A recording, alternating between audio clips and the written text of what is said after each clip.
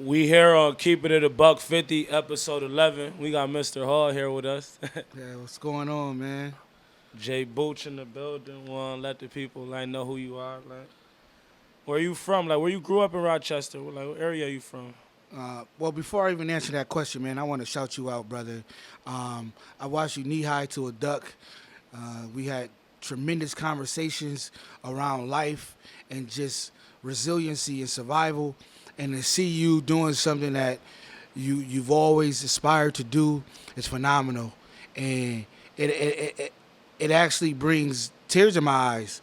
You know what I mean? Because we've had late, early morning conversations and battles over a transition. So to see it occur and just to manifest itself, man, hats off to you, bro. Hats off to you. Nah, you already know, Booch. You Yeah. really part of the reason I changed, though. We talk a lot, and I'm glad to have you here, because, you the reason why I became you part of the men that helped me transition into a man. Even with cleaning up the hood, people that watch me, see me, I be cleaning up the hood. They don't even know I got that shit from you. You coming out with a bag, seeing the leader in me, and changing is definitely key. So I appreciate you shouting it out. But you the one. You the big homie. Where you from? Yeah.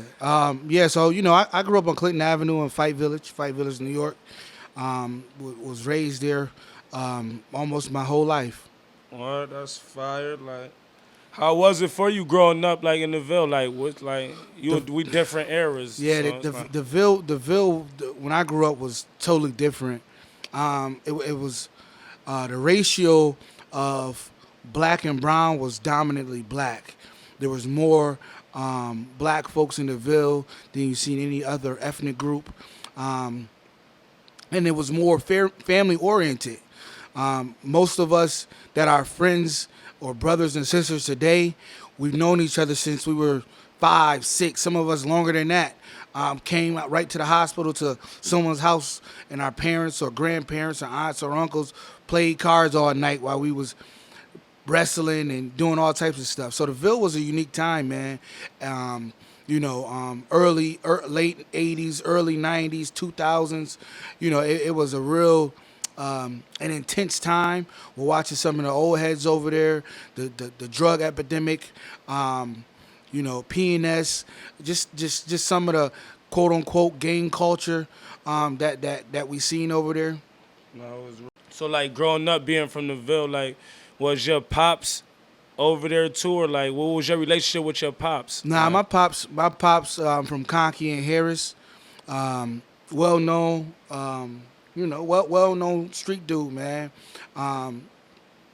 Sold a lot of work in the town, man. Made a whole lot of people rich. At one point he was rich. He was up. We didn't have a healthy relationship. It was estranged, but seeing him every now and again, me and my older sister, seeing him every now and again, or hearing about him or whatever. My pops died in 2018, and prior to his death, I had to learn, in order for me to be the best father I could be, I had to forgive my father, because I had a lot of resentment because he wasn't a part of my life. Big moments, I played football my whole life. Lacrosse, soccer, every sport there was, I played. You know what I mean? Swim, wrestled, and my dad wasn't there on the sidelines. So that really nobody was on the sidelines for me. You know what I mean? My grandma was either working or in church. My mom lived in Brooklyn for quite some time with my younger brothers and sisters. So me and my older sister, we just fend for ourselves for the most part. But it was just unique because as I got older, like I said, I had to look at my pops, and we had to have a kind of, and we built that relationship, and I just told him, you got grandchildren, I want you to do that. You know what I mean? Be a part of that. That experience, and it was building up to it, but unfortunately, he passed from a massive heart attack. Yeah. And I always jokingly say, I spent more money on my dad than he did on me. in less than 30 days. You know what I mean? The cost of his funeral. You know what I mean? Was 10 grand. You know, and who got 10 grand laying around working? You know what I mean? So I had to borrow from my retirement, borrow from other people. You know, my siblings came up. How was it like putting your pride to the side to do that for somebody that wasn't there for you though? Like, Um, it was a lot because you know, family was saying you don't got to do nothing for him. You know what I mean? Let somebody else worry about that. You know what I mean? But that's not in me. You know, and you know, me being the eldest boy, you know, I just assumed the responsibility, the role. You know what I mean? To make the arrangements, to do everything, so that you know, he can get a proper burial. now that's dope. Like somebody gotta step up and be strong when everybody weak. And I see that's what you. So we started off in private school. We went to Nazareth, St. Andrews, and then number 9, and then Jefferson, and then East High School. East. Nah, that's fire. So like, what age you feel like you ran off the patio? Like, what age you start repping the Ville? Like, you was always repping the Ville since like you was young. Um, I would say like hardcore. I would say like 14. I mean, we would do little house parties, 12 and all that, but like hardcore, 13, 14. You was outside. Like, growing up, would you like to speak on like two people, like someone who had like a positive impact on your life when you was 14, and someone who had a negative impact? Um, so I always will give the flowers to my grandmother. You know, growing up, raising grandchildren, um, and being a community staple and leader that she is, has always left an impression on me. And you know that's someone who that I literally sit at her feet. I mean, it's not a time in my life that I wouldn't do. If it had to come to it and it was her or me, it'd be me going. Um, and you know that's how serious that thing is. Someone who who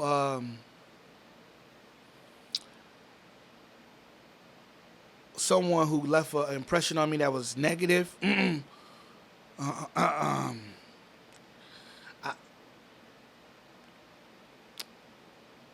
I, I really can't really say. Um, you know, Yeah, I know how it be like when you a leader, like you just someone who always knew everything of what you was doing. right. Most people not like that though. I know how it is. Um, like now, like how was like back in the day? Like now, it seemed like it's more guns and shit. Like, but in your days, how was it beefing? Like, how was the beef in your era?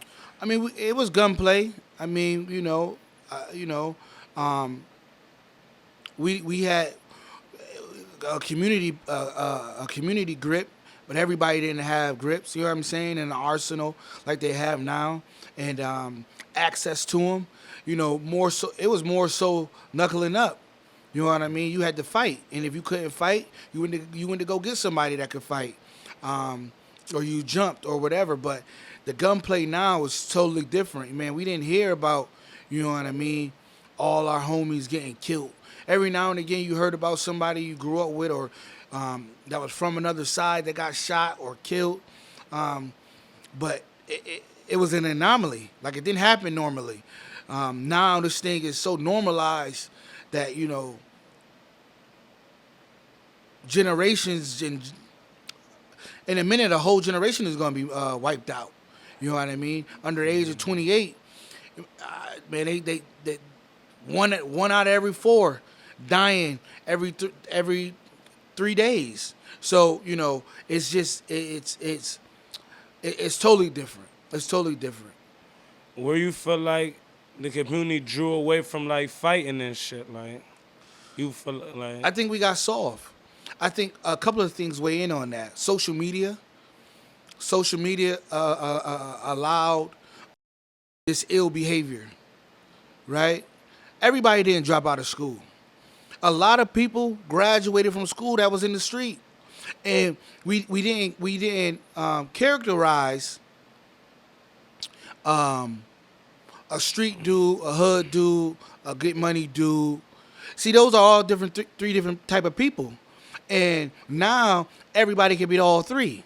See, when I grew up, if you sold drugs, you sold drugs, and the folks that was selling drugs would tell you get off the strip, especially if you was a young whippersnapper. Listen, you ain't coming out here.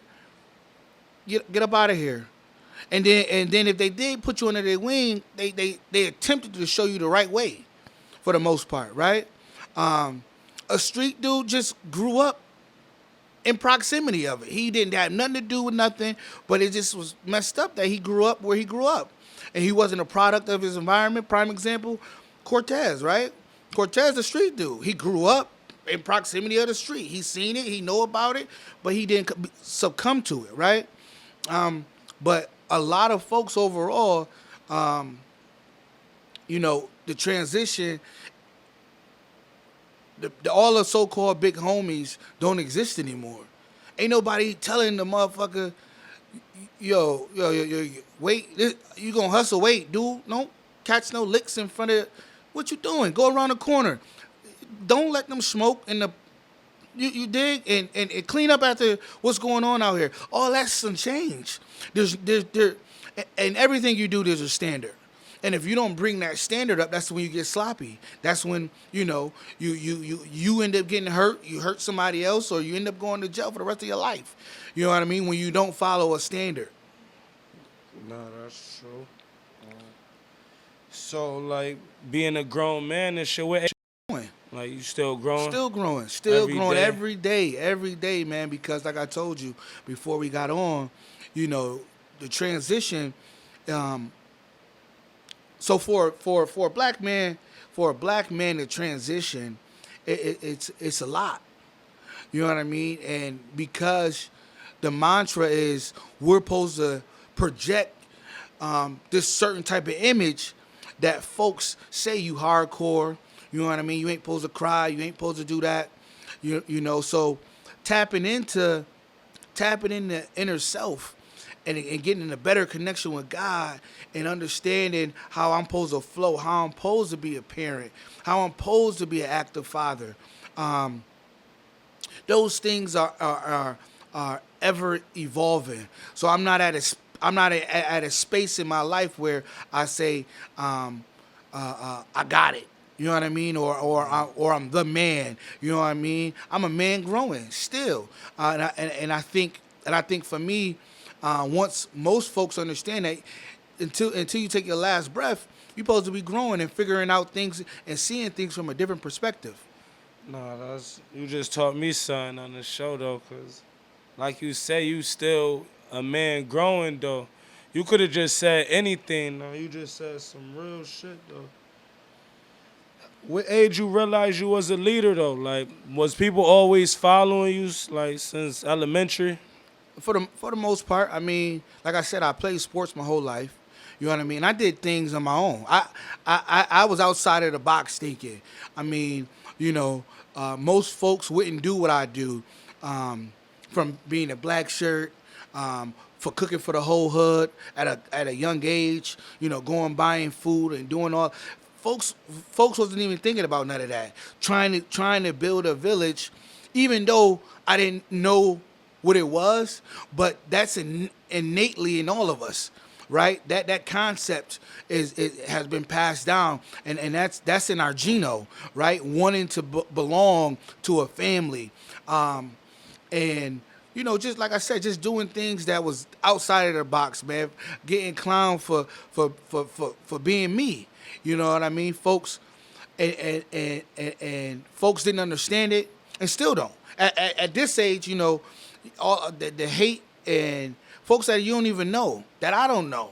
hate on you, and you don't know them. You ain't said nothing to them. You ain't did nothing to them, but they will project this narrative out there about you, and they don't even know you. We ain't even crossed paths. So I think for me, playing sports, and just wanting to be my own and stand on my own 10, I think for the most part, God has blessed me to be a leader at a young age. No, that's dope. So you say like you found yourself around like the same time at a young age, or like what age you feel like you found yourself? Cause like say you were staring off as a teen, like Oh yeah, listen, I was out of it. I had children at a young age, um, by two different women, um, kicking in doors, carrying guns.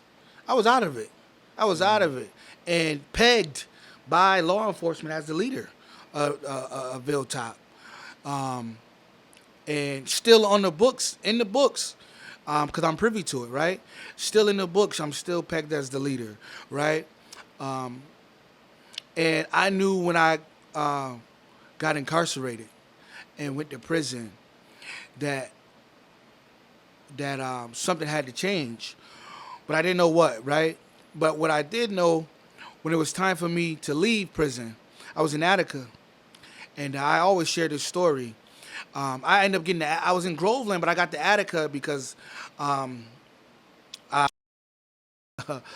revolutionary, right?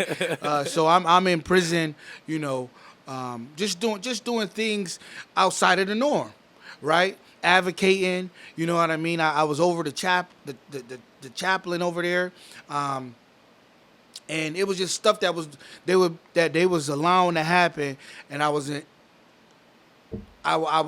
in agreement with it. And anyways, I got into it with some COs or whatever, and I ended up going to the box for some time, and then out of the box they shipped me. They shipped me out of Groveland. Then I went to another box, and then out of that box, I time. But instead of me going into the box, they kept me in the key block. Key block was a tier where you had 23 and 1. So you stayed in your cell for 23 hours a day, and then you got a so-called hour of whatever. But down there, and you in Attica, they ain't playing that. You got 5 minutes to take a shower on a Tuesday or a Thursday. The rest of the week, you in your cell. So when I finally made it up to D Block, I'm in the yard working out. So it's mad people from the town there. Met Inf Dad. I didn't see him in like 20 years. He knew who I was immediately. I seen Truck, Poo Woo, Uncle. It was mad folks that was in there that I hadn't seen, and they hadn't seen me, but they knew who I was. So as I was in Attica for 2 years, as I'm transitioning out, the captain, they cracked. I was in 42 cell, and he was like, crack 42, and I heard him, so I put my little mirror down to look. So when I look, it's the captain and like 5 other COs. So when they crack my cell, I slam it, close. Hell nah. I already know what time it is. So, you on the pack up? What? Absolutely not. Where I'm going? Nah. So I put my mirror. I ain't coming out there. So, let's go. But we have to come down there and get you. So I pack my stuff up, dragging it. I'm giving out stuff while I'm walking on the tier. So I get to the end of the tier. The captain like, you probably gonna be one of the ones that never come back. He said, matter of fact, you probably won't never come back. And you won't come back, but your son will. And if your son don't, your brother will. And if your brother, one of your friends. But somebody's coming back. And he said, you know what? I probably won't be here. I know I ain't. I'll be dead. But my son will be here. And my grandson will be here. And as I walked down the stairs and I listened to this white man tell me this, I knew right then I had to do something different. I knew right then that if I allow a system to suck my children up or anyone else's children up, I'm a part of it. I'm a part of it if I allow this. So that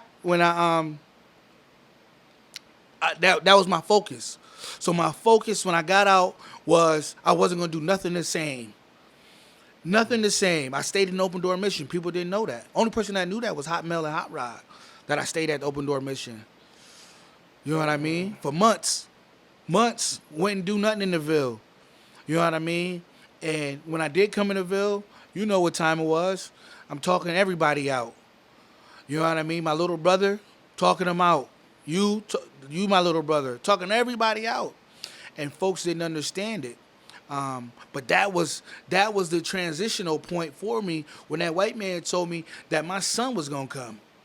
Yeah, that's pain. So like, before like going to jail, like you had beat the police up and shit. Like, Yep. how was that? Like, you just was on bullshit. Like, Now, so I was 15, and during the time in the Ville, like I said, the Ville was rough, and during that time, the police, broad daylight, will come and tell us to move.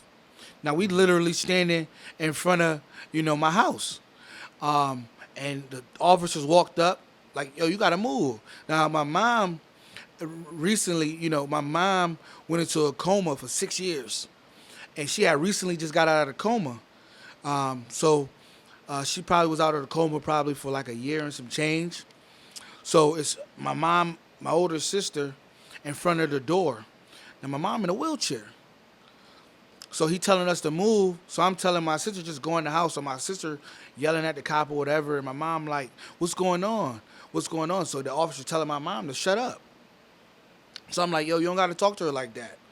So Mizzy walks up, and Mizzy like, yo, what's up? So the officer tell Mizzy to back off.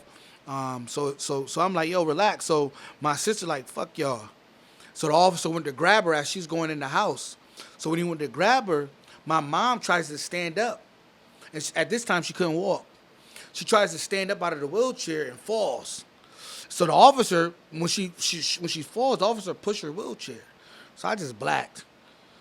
Yeah. So I just grabbed the officer, you know what I mean, pulled him out the house, and you know what I'm saying? And then when I pulled him, they both, bum rushed me, and, they thought I was, when it was all said and done, they thought I was a grown man.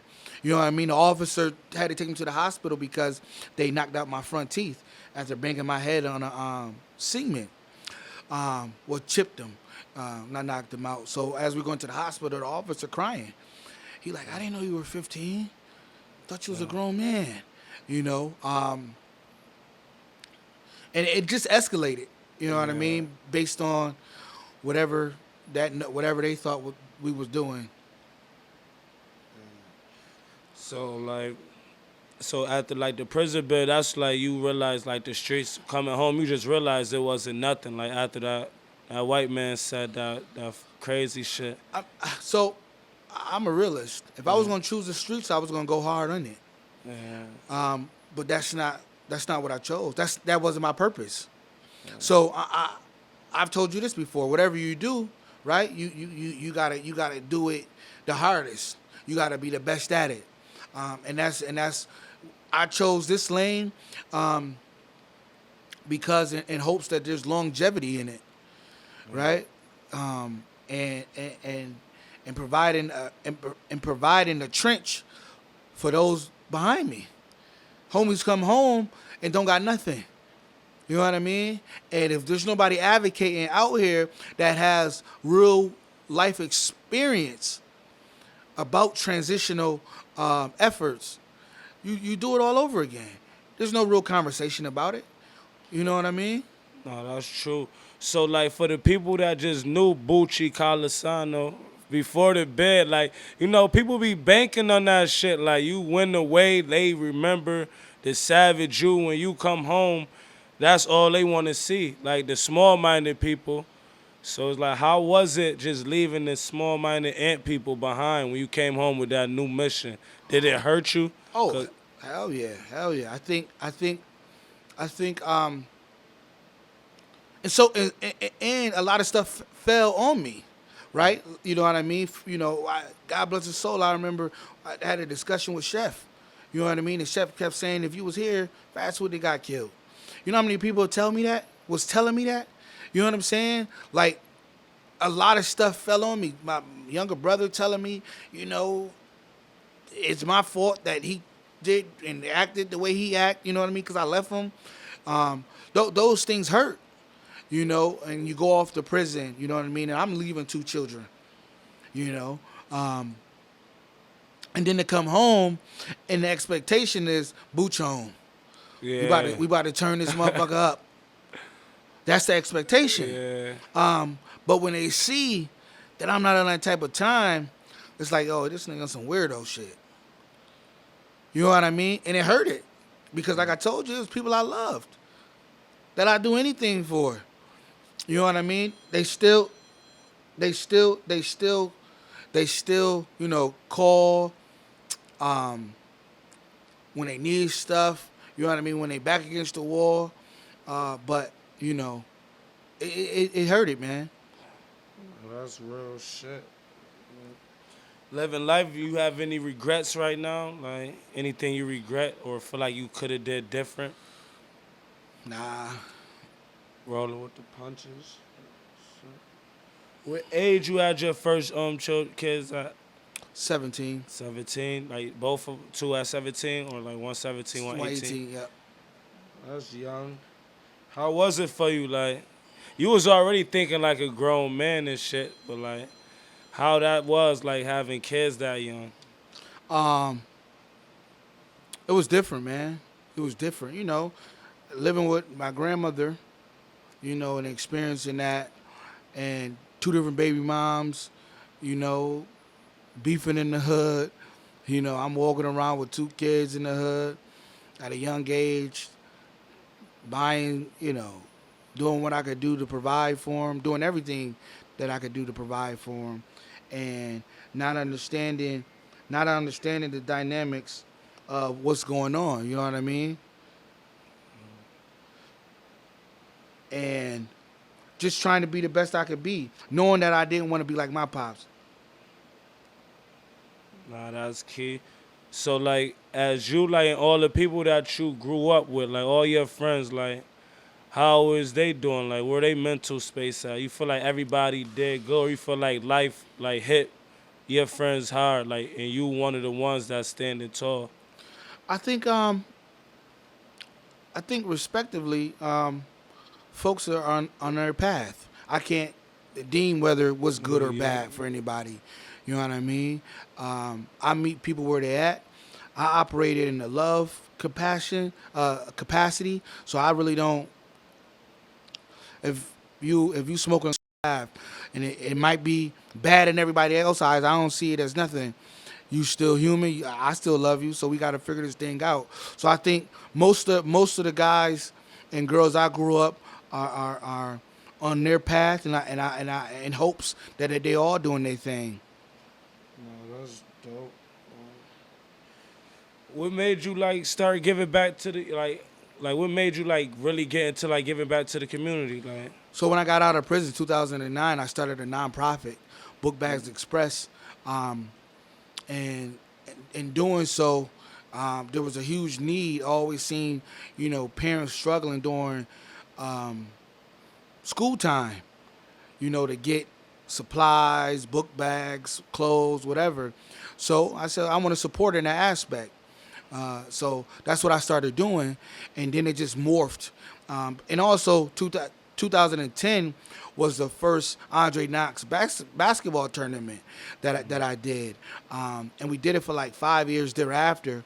But more so of the social elements that our community was impacted with: poverty, the lack thereof, just being educated in different things. I wanted to make sure that they had some support or to look forward to. Well, I don't have to spend my money on this because I know August, Anthony's doing this, Book Bags Express is doing this, and that's what drove me to make sure that, you know, I continue to do it every year. Yeah, that's fire. Cause I remember 2009 though, and I remember 2010. Like, what's the keys to being consistent? Like, you've been doing this shit for a lot of years though. Yeah. Like you ain't ever have thoughts on like giving up. Oh yeah. Like the first. It's definitely tedious. Um, I think because it's outside of the framework of people thinking that I couldn't really build a strong base. You know what I mean? I had hot, do a flyer, support, you know what I mean? Some of Tang, Hardy and them, but to be a consistent force, because this thing could have been blew up, you know what I mean? And made dollars, real dollars, fundraising dollars, and paid people salaries, man, and brung people in to do some good work. But not having a strong foundational support is why it hasn't got to where it needs to be. But however, the consistency part of me fundraising, me from galvanizing support on social media, asking people to donate $1, me selling dinners, um, doing all that to raise money for kids so they could be impacted in a different way. Not only are we giving out book bags, but Christmas time toys, um, Halloween costumes, Halloween events, always doing once a month, always making sure that we have a community give back where we do food, clothes for the homeless, whatever. During the pandemic, we paid for people rent. We made small bags and took it to the hospital for staff at the hospital. We bought lunch for staff at the hospital. It was so much that we've done and are doing. And then in the last 7 years, we've done our Delane Cook Green Scholarship, where we award 4 graduated seniors with $500. And that scholarship is named after my grandmother. So there. I have had thoughts of giving up and saying I've said it like I don't think I want to do this no more because it's too taxing. Um, but God, that's it's a vision of mine, and it's a part of my purpose and plan. So I got to keep going. No, that's dope. Like how it feel like when kids like run up to you and like respect you like a hero. Feel me? Cause like you do shit for kids that their own father don't do. When they boils down to it. What you feel like some things that could help the young men out in this community, like to change the direction of how things going? You know how we say we keep it 100, we keep it Yeah. a buck, right? Gotta be a Buck50. We on the Yeah, show yeah, right Buck 50. We keep it a Buck 50. Um, the real meaning of that. What does that mean to you? Like you got personally, you gotta really get that real shit. Like, got it really no matter like the real, like And realness. that's what I'm saying. Like the kids, the young folks, the other day don't understand what real is. And they romanticize what stuff they see on social media and glorify the drill music out of Chicago and all this type of stuff, and don't even understand that that's real life for them in Chicago. And you're not prepared to go there to do nothing. Even here, I'm not saying that we don't have some real life hardcore young motherfuckers in our community, because we do. I'm not saying that, but I truly believe even in those instances that those individuals still could be impacted and changed. But us as men, or particularly saying we're men or real men in that space, whether you hustling or whether you a 9 to 5 or you an entrepreneur, any space that you say you're a man, we obligated to drop a jewel. I don't care where I'm at. If I hear kids cursing or somebody younger than me cursing and it's other adults around, yo, what's up, man? You gonna curse like that? Just was at a basketball game the other day and the kids cursing. I walk right up in the stands. I'm sitting down watching the game and they up there behind me cursing. I get up, yo, why y'all cursing like that, man? All these adults around here, man. Oh, my bad, big homie. Kids want structure, but we got to be bold enough and provide that. and stop being so scared and saying these kids disrespectful. No, they disrespectful because the adults is disrespectful. Kids are a mirror of what they see in society. So if there's no standard of being respectful, being polite, having manners, then the kids ain't gonna have one. So that's why I do my best to make sure I still say yes, ma'am, and no, ma'am, right? And I do to anybody. To anybody. Folks tell me all the time, I ain't that old, don't say that. Women my age. Dudes my age. Bro, you don't gotta do that. It's not me referencing you as an elder or you're old, but it's me dignifying you, right? And I think our children and young people have to understand that. The next thing is stuff like this. When you're propelling your platform, you become a real sounding board. You're gonna have you can put whatever you want on your platform, but every now and again you got to prick the consciousness.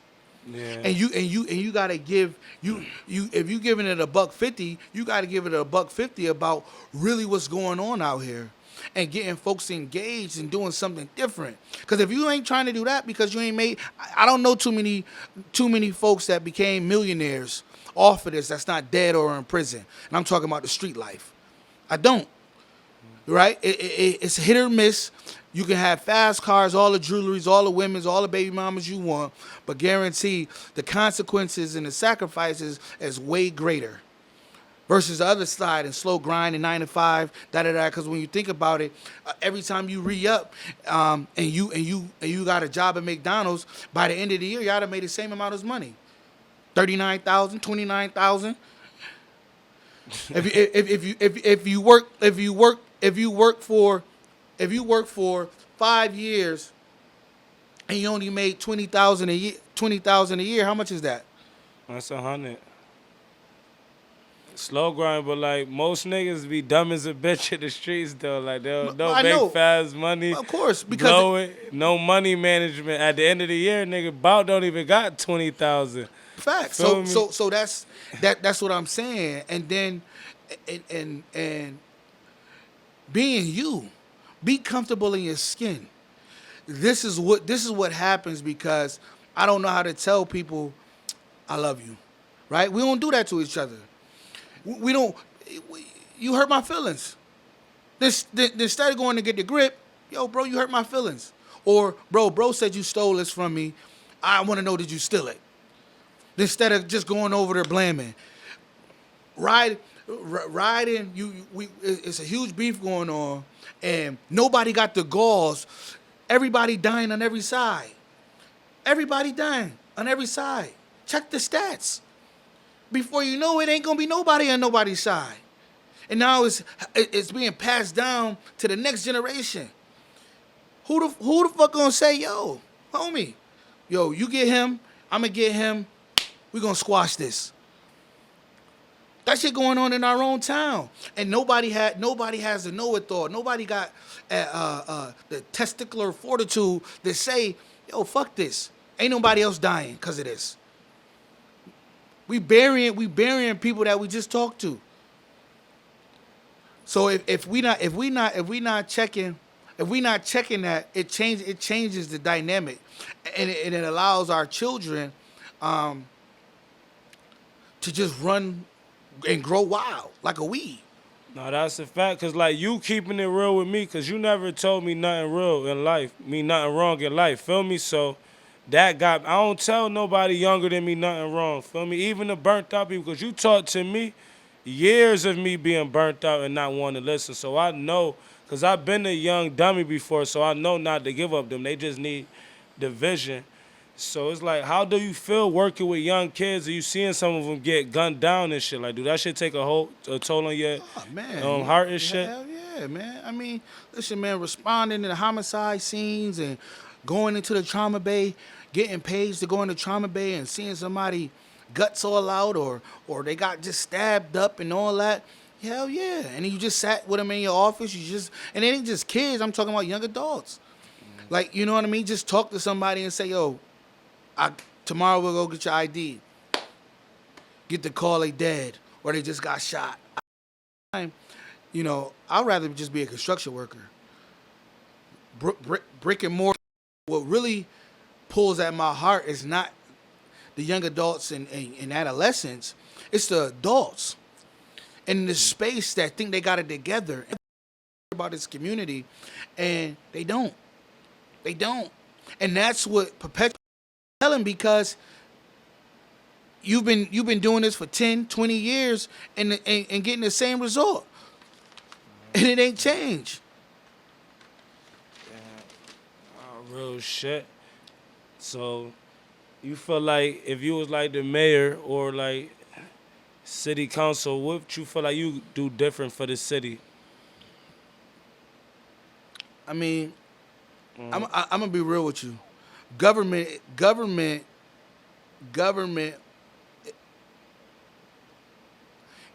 won't get us out of this. I'm gonna be real with you. Government won't get us out of this.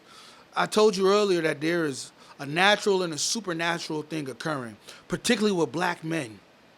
The synergy, that energy that's around black men is becoming more demonic.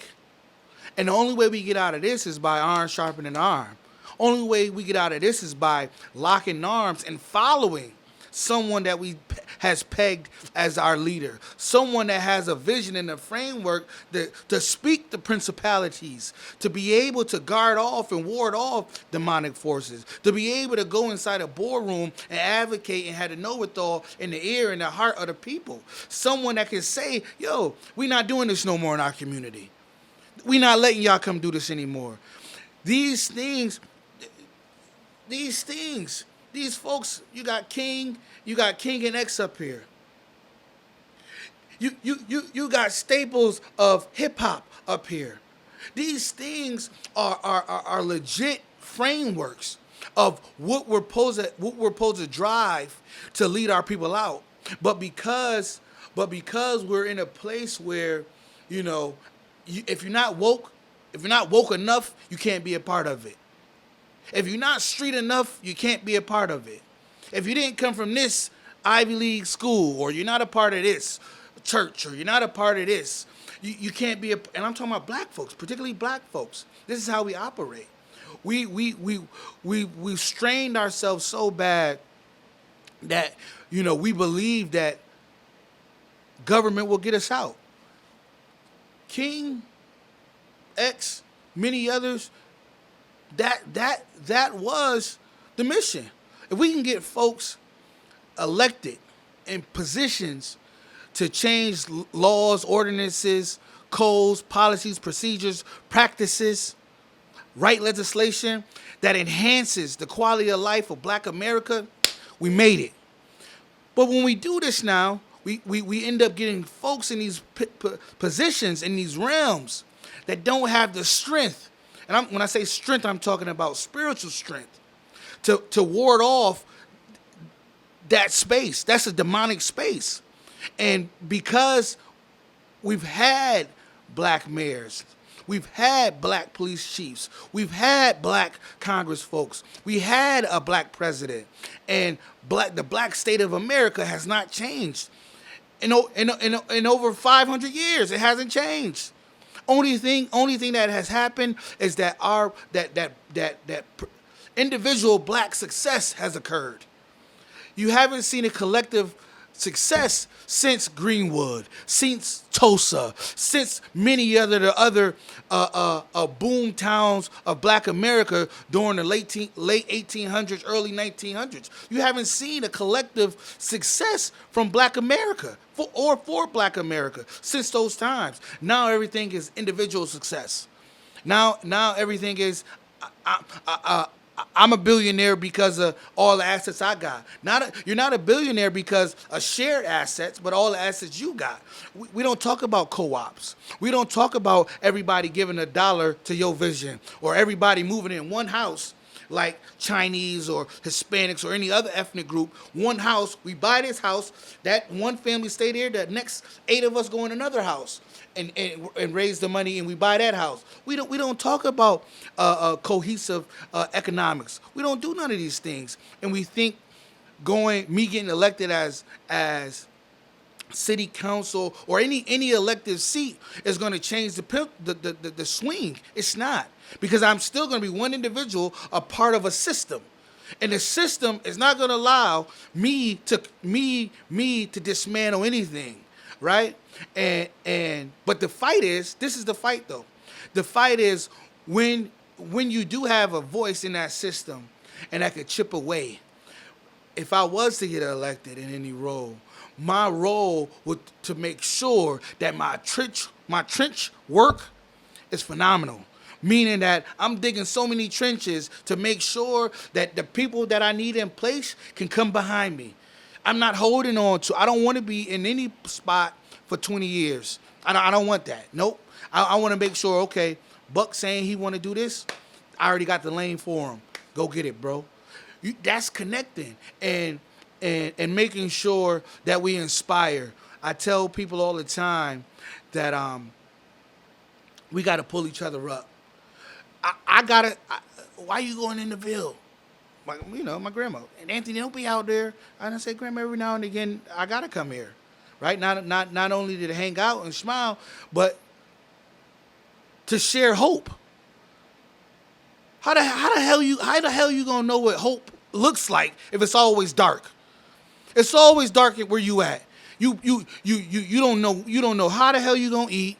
You don't know how the hell you gonna end this beef. You don't know where you gonna get money from. Somebody always saying you stupid. Somebody said just drop out. You a whore. You broke. You dirty. How the hell you know what hope look like if you never seen it? So I gotta go around and be like, yo, I love you. I'm gonna stand with you. Because I've been there, suicidal, depression. I've been there, loneliness. I've been there. But if we don't share these things and project a certain type of synergy around each other, once again, to ward off spirits. We done had several things happen in the Ville, right? And this is no like no big-headed arrogance thing I'm about to say though. But when it's like something of a magnitude that y'all done had a party out there, and I'm there, and the reason why nothing happens is because one, when you're in that space, and demonic forces think they could just show up, absolutely not. And then when you command, yo, Buck, go over there and get them, let them know it's time to go. Yo, come on, everybody, get your ass up. Come on, we're going across the street to say it's over. See, those things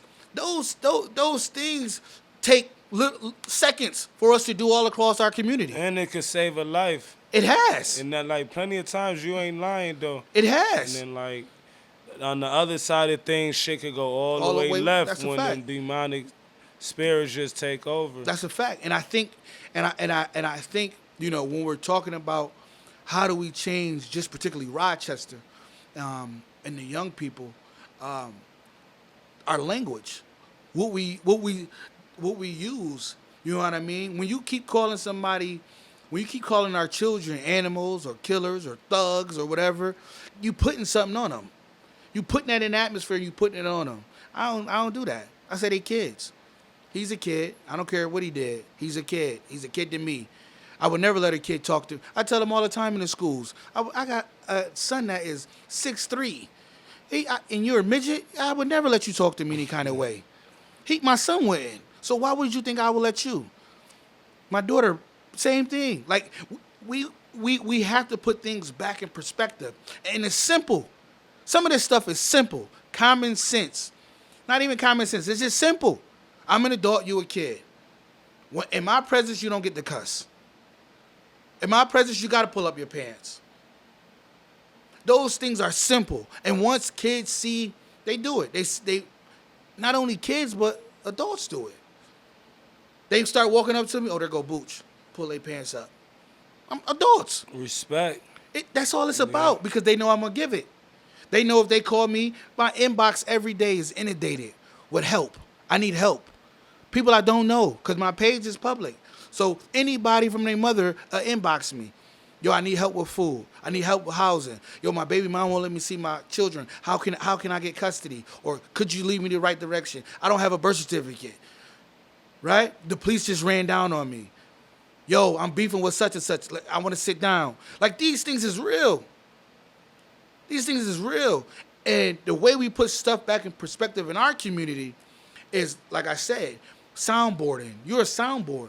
Your platform is going to be notorious for having conversations about real world stuff and real life experiences.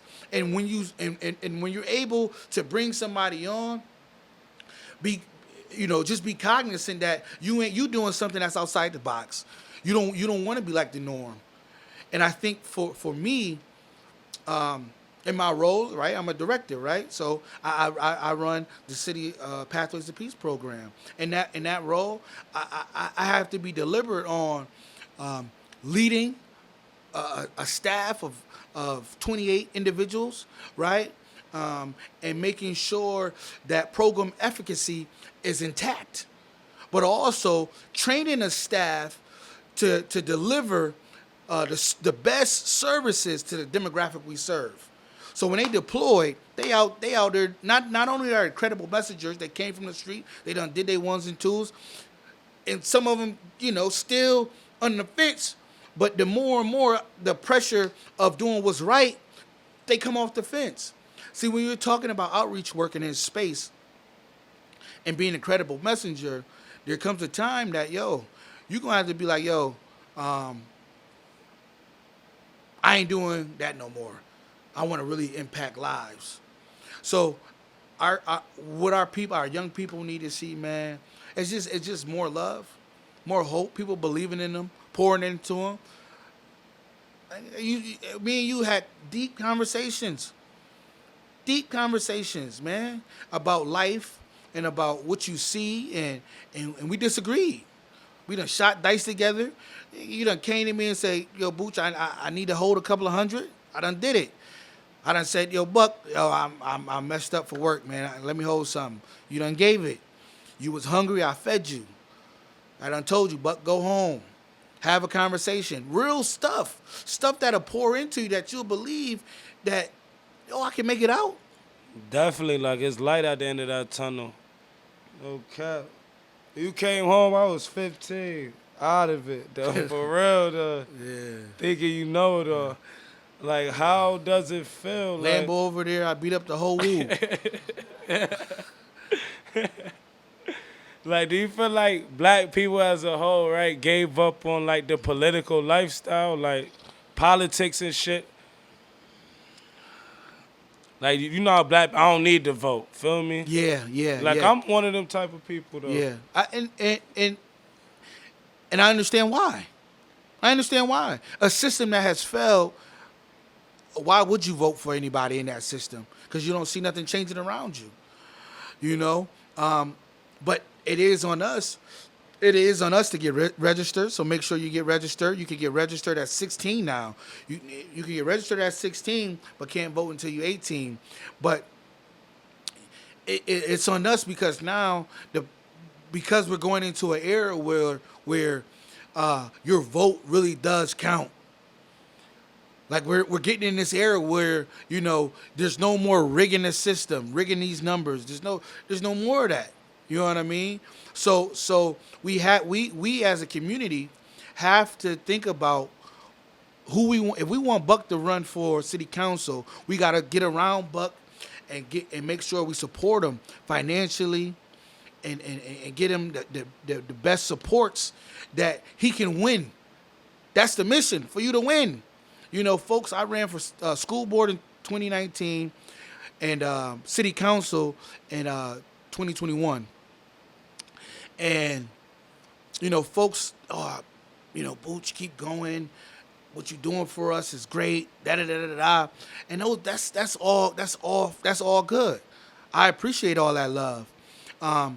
But In order for a person to win, you got to donate. You got to give up you got $1. You got to give up something, right?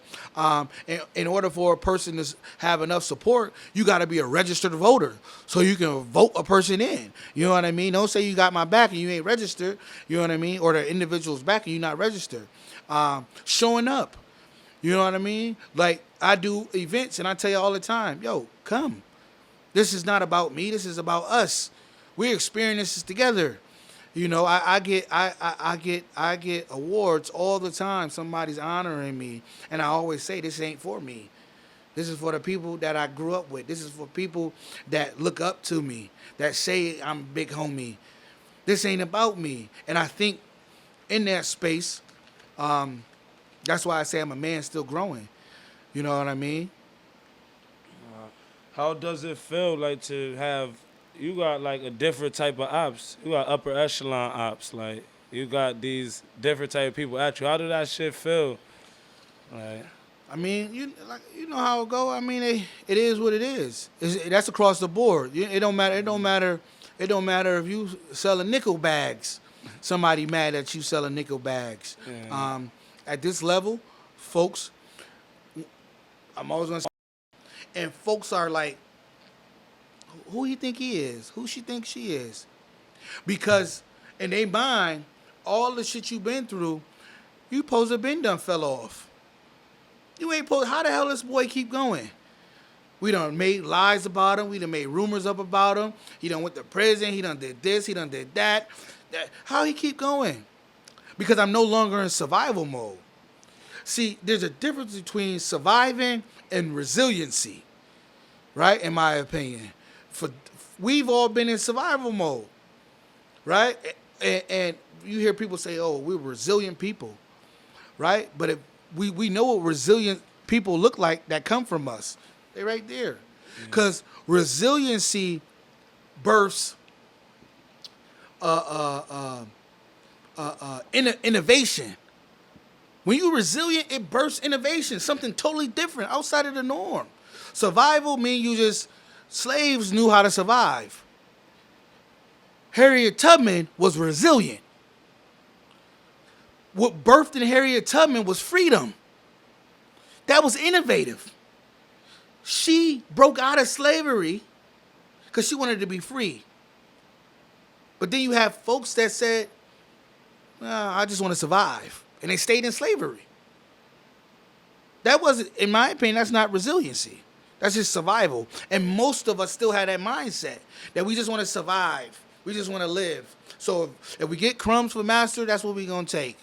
Don't cry about it. And the system knows that. The system knows that, and it understands that. But resiliency allows you to be Buck50. Allows you to say, you know what, I'm going to do this podcast thing finally. And get out of this survival mode where I'm only just talking in my truck about universal stuff. I want to put it on wax and video. Those things change. We watch our parents just survive and pass the survival tactics down to us. Right? If you was in the jungle, would you know how to survive? Probably not. Right? Yeah.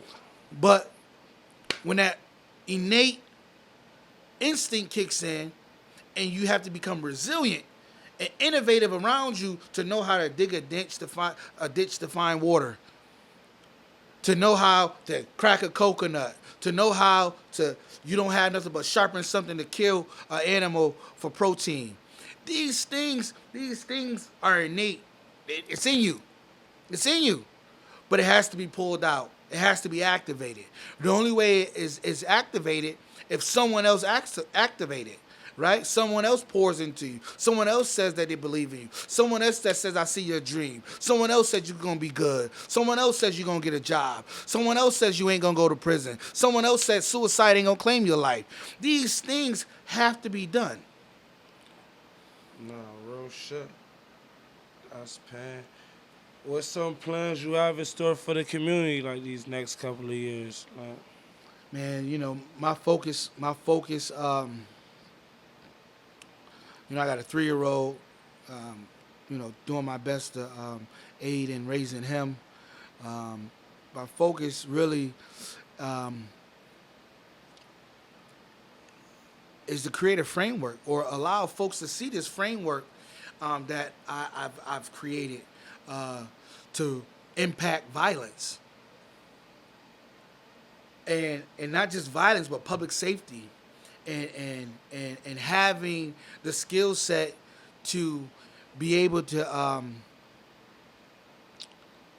work through conflict and have solution-based conversations, man. That's what I want to bring the community in. I want them. I want the community in on that so that we can start building each other up. Black, white, west side, east side, north side, south side, Hispanic. To start building each other up. I'm not saying it's gonna be a kumbaya thing or we all gonna agree, but in order for our children to survive, um, and not have to worry about on two fronts. The black man is worrying about two things on two fronts: police killing you and one of your own killing you. My son walked to the store. I'm the parent walking behind him. Dad, I don't need you to walk. Nah, fuck that. That's legendary, man, because it's a nigga that don't got no dad that just, he think he's snapping, but he don't know this cold world got in store for him. Word, word. Nah, real shit, though. And this is the reality that we're on this front. So like I said, man, I call my grandmother an oak, but by living water. One day, she's gonna die. I want to be replaced as that oak by living water. When you think about an oak tree that provides shade, right, and at the top of the tree it provides shelter for birds and other wildlife and food. At the bottom of the tree, long, long roots, and all the animals come because it's cool under that tree, and they drink from the water. You know what I mean? That's legacy. That's something to make sure that that's a vision where we could sit around a tree and tell stories about what we did and how we came out. That's how we learned coming out of slavery. Like we about 25 generations removed from our ancestral plane, from Africa, versus other ethnic groups that's they grandmother, great grandmother still alive, and they literally from their motherland. Italians, their grandma literally just came over from Italy 50 years ago, 60 years ago, and they tell you the story, right? You know what I mean? My grandma was a sharecropper down south, Jim Crow era. Like her mother, it was in the slaves in the South. You dig? So these things, there's a whole host of things that we have to do to build up community, to have candid conversations, keeping it real conversations, full of transparency. Sometimes you got to say, man, I don't like you. Sometimes you got to say it.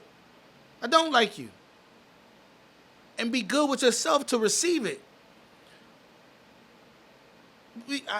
If you know me and you don't like me, I got to be good with me to receive that. Not try to figure out, well, what I got to do to change you to like me, or what I got to do to change me. Now, if I violate it, that's something different. But if you don't like me because the way I talk, or the way I walk, or the way I dress, or that's on you. That's on you. And that's what we find more in our community, that folks don't like folks because of the way they dress. Small-minded shit that they don't have no control. Women, y'all both done had intercourse with the same woman, and now y'all feuding, and now your feud turned into the big because your man and them feuding. Nobody knows. Look at the cop incident. Look at the cop incident. It's allegedly that this cop's baby mom was getting knocked off by Mr. Nichols. Allegedly. And he get his boys to whoop him like this and then kill him. All over a woman, allegedly.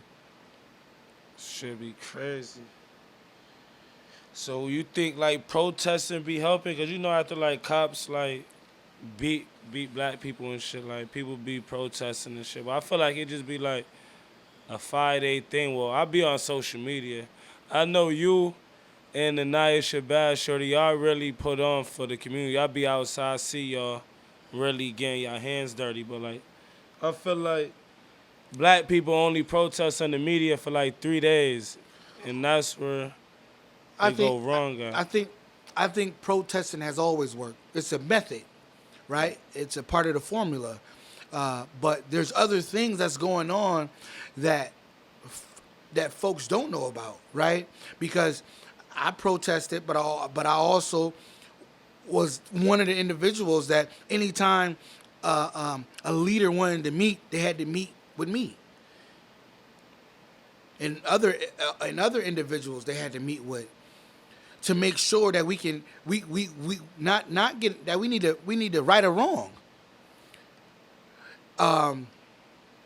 We also have to understand that we can't allow what a movement, when we say, oh, it's just a movement doesn't determine progress. And that's what happens. Folks think because we protested 2 weeks, 3 weeks, that's progress. No, that was a part of the movement, right? But what determines progress is seeing if we get in some laws and ordinances changed, seeing if we finally can get a conversation, a healthy dialogue around what took place in the aftermath, and where do we go next. No, that's real shit. If you could talk to the 15-year-old Jay Booch, what would you tell Booch? If you right now, that's your mindset. If you talk to the 15-year-old Booch, you know how you give game and shit.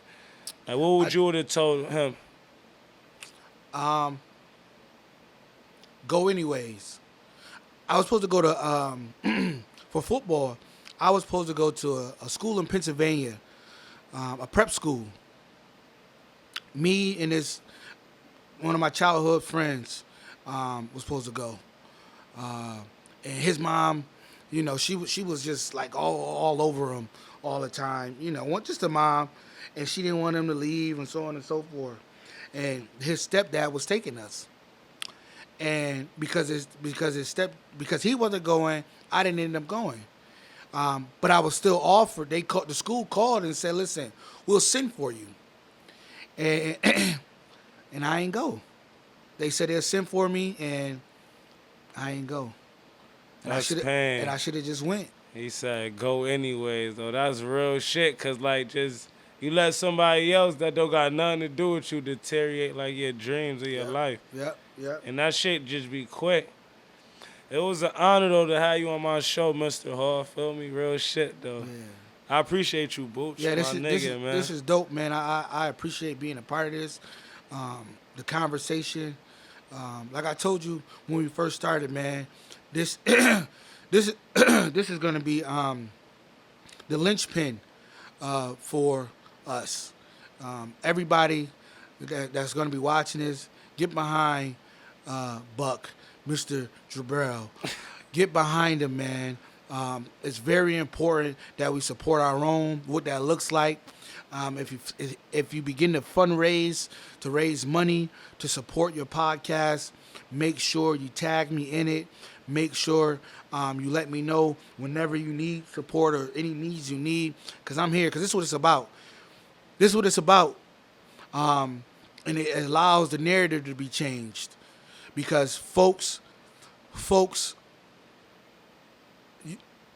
man, you like I just said, man, you like literally got my heart warmed and melting.